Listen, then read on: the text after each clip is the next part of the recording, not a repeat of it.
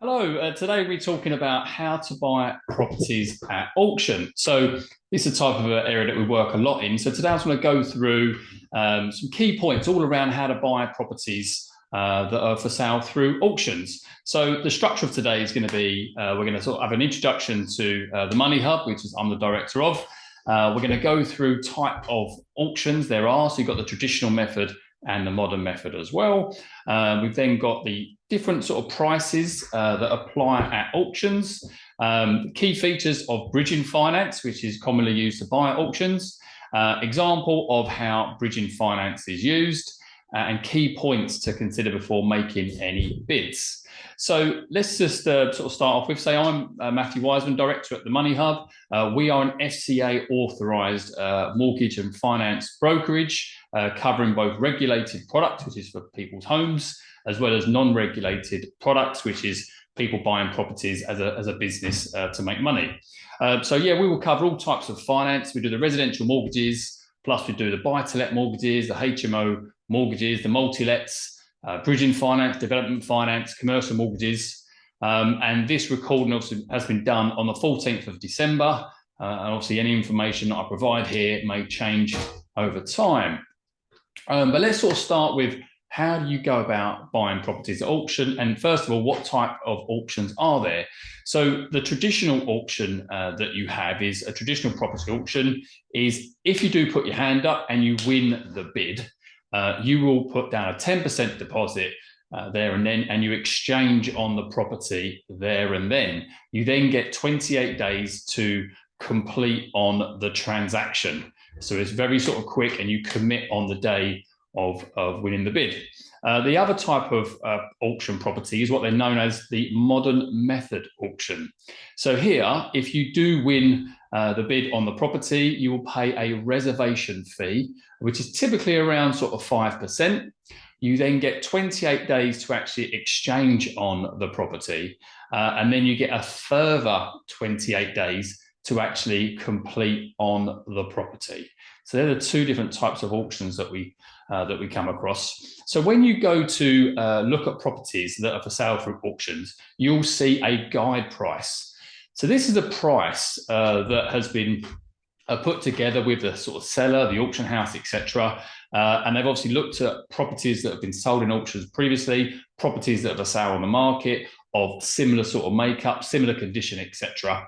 And that's kind of how they get to this sort of guide price that they can put on this property. It's also linked into the reserve price. So the reserve price is not actually disclosed, but this is a price that the seller will say, I want the property sold for no less than this price. So this is a minimum price that the property can be sold for, and it will be within 10% of the guide price.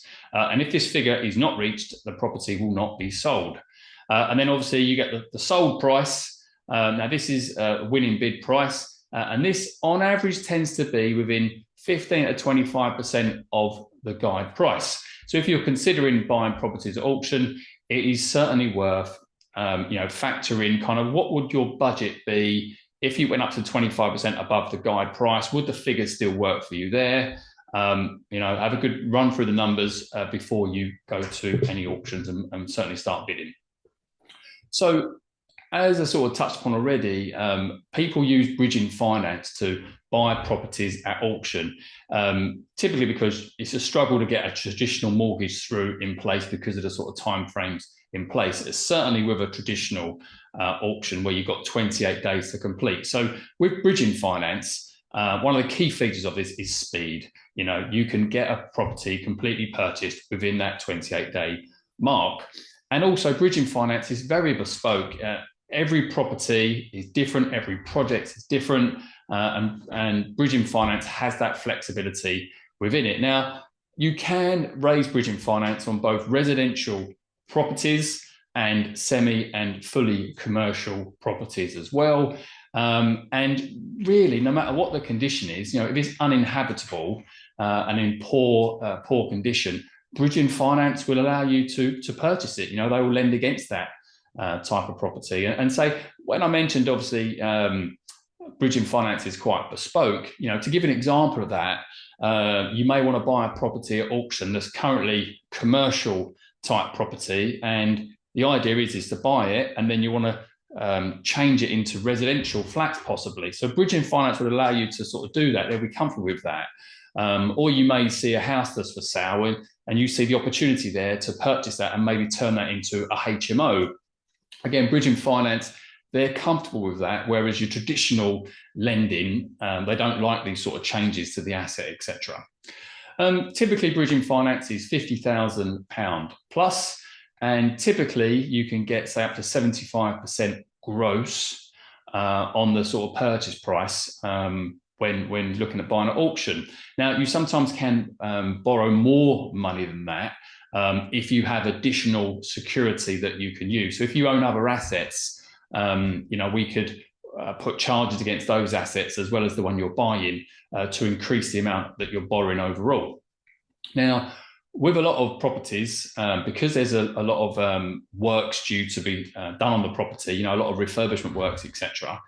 Some developers will choose to, or have the facility themselves personally to pay for these refurbishment costs.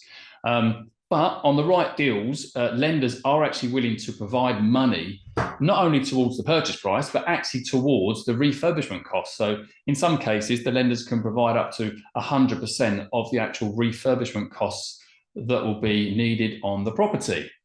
Now, typically we see terms, a bridging finance term of about 12 months is a sort of typical term that we see.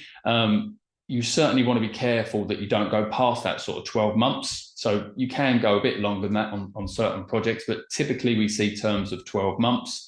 But you can always redeem it a lot earlier, generally without any redemption fees with most lenders. Bridging finance, whether you're an experienced developer or inexperienced, there's lenders that can certainly help.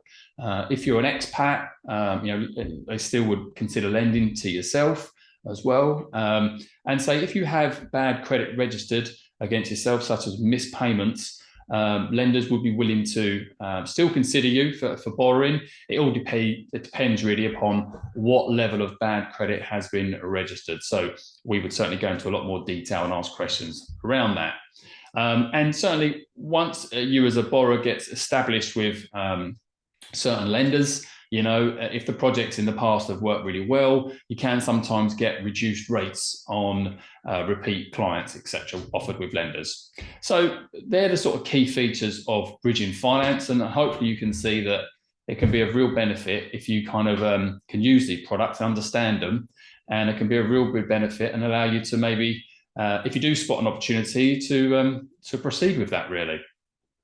So let's just take an example of how bridging finance might work if you was to buy a property at auction.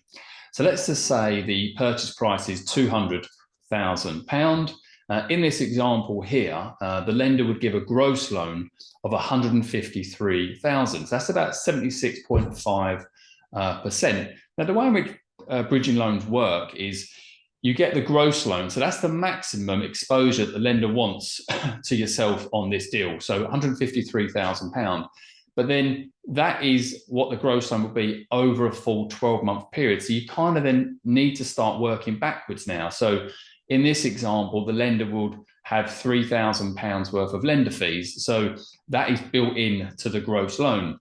They would charge 0.89% per month, for borrowing the money. Now, with the majority of bridging loans, the monthly payments are actually rolled into the loan. So 12 months worth of payments have been factored in to that gross loan figure of 153,000. And there's also a lender legal fees as well of £900, again, included in the gross loan. And this is over a 12-month term. So if the maximum the lender wants to borrow is 153,000, you then start deducting the lender fees and 12 months worth of payments, etc., and the lender legal fees. So the actual amount they're going to release to you day one is 133,400. So as much as the lender is willing to lend up to 76.5%, they actually will only give you 66.7% day one, because everything starts getting added on top of that. So day one, you will actually receive 133,400. which would therefore mean you need to put a deposit down of 66,600 in order to actually complete on the transaction. So just sort of be aware of that. The lender's going to 76.5%, but you're not getting that at the start. You're getting 133,400 at the start, really. So that's how you need to sort of work the figures really on that side of things. And ultimately, yeah, if you do take the bridging loan out and you had it for the full 12 months, you would then have a balance to pay of 153,000, which is the gross loan amount. But say if you did pay it off over after 6 months, for example, then you would only actually have 6 months worth of interest roll into the loan. So that redemption figure wouldn't be the 153,000. It would actually be a lot less, because you only pay interest for the period that you've actually borrowed the money for. So 6 months worth of interest in the example I mentioned. So again, just sort of going for a bit of detail there about how bridging loans are sort of structured. It's certainly worth bearing additional costs that may be involved. So you've got valuation fees that will be payable up front. You've got your own legal fees as well. You certainly could well have application and broker fees could be payable as well, and there'll be associated auction fees as well.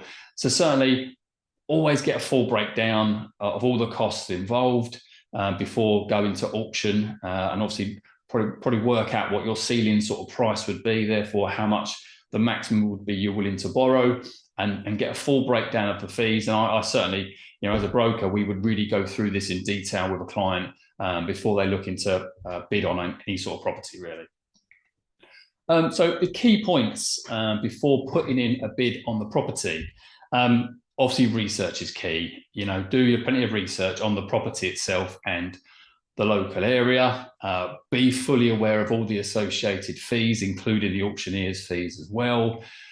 With every sort of bridging loan, have a clear exit plan in place. Yes, you're going to use this finance to purchase the property, but what are your plans then? If you're going to refurbish it and add value, so then once the project's complete, what will you then do? Will you be selling the property and that's your exit plan? Okay, great. What will be the final sort of sale value, etc.? If you do intend to keep the property long term, which some people do, you might be looking to therefore refinance it onto a buy-to-let mortgage. So that buy-to-let mortgage, how do the figures look? Is the rental income going to be enough for you to remortgage onto? Will it allow you to raise money to take some of your money back out of the property as well? So again, just have a clear exit plan in place. And sometimes they have a couple of options, really. It's certainly key, really. Have a contingency in place. So if the project overruns on cost, have you got sort of safety nets around you of money that you can tap into if needed? Time frame, get a full schedule of works of how long it's going to take to complete the renovations, and give yourself plenty of time to sell the property. And if you did go to sell the property and it values up less than you expected, how would that work on the figures, etc.? Just sort of plan out these sort of scenarios so you're fully aware of everything that you're sort of stepping into. Fully read the legal pack, get advice on that. And I would certainly say, get a real sort of professional team around you that you have researched, that you're confident in their ability. These might be people like a contractor, for example, your finance broker, a conveyancer that you intend to use, architect, for example. It's key to have a real professional team around you who you can confidently get a good advice from. So I've gone through quite a lot of detail there in relation to how a bridging loan works, how you can buy at auction. If you do have any particular projects that you want to discuss, please visit our website, which is themoneyhub.co.uk, and you can fill out an inquiry form. But yeah, it'd be really great to work with yourself if needed. But hopefully this video has been helpful, and wish you all the best. Thank you.